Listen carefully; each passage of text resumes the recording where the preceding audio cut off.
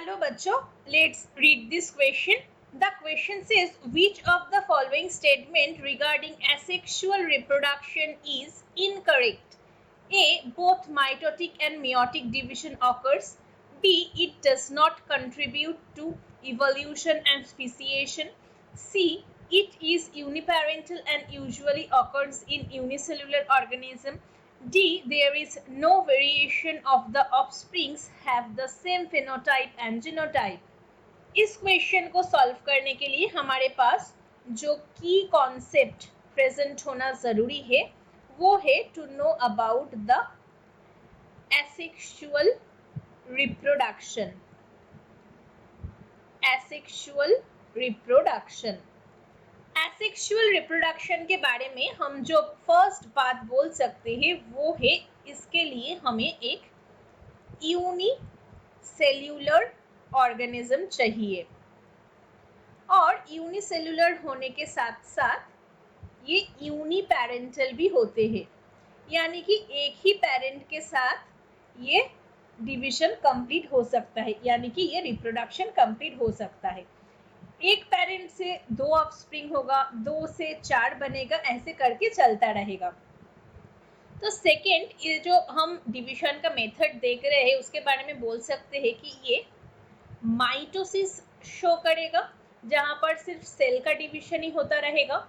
Third, यहाँ पर कोई गैमेट का फॉर्मेशन होता नहीं है, गैमेट का फ्यूजन भी नहीं होता है, तो यहाँ पर कोई रिकॉम्बिनेशन नहीं रहेगा.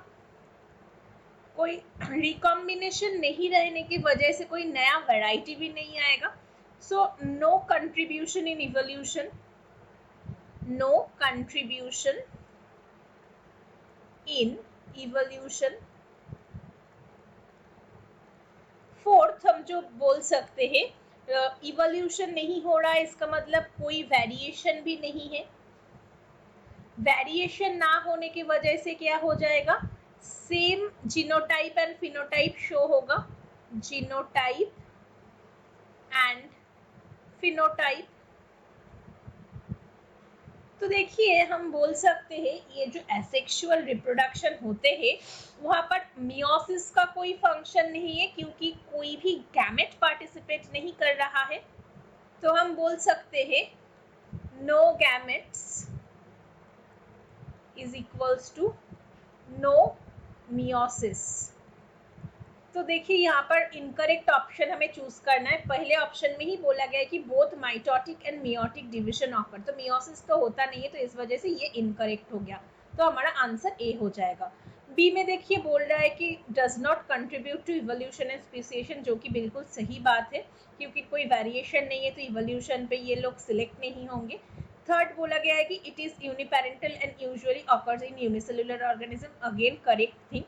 और डी में बोला गया है कि there is no variation of the offspring have the same genotype and phenotype. Gamete का फ्यूजन होने के बाद ही हमें नया वैरायटी देखने को मिलेगा, तो गैमेट का फ्यूजन नहीं होता है तो no variation. So the final answer is option A. Hope you understood it well. Best of luck.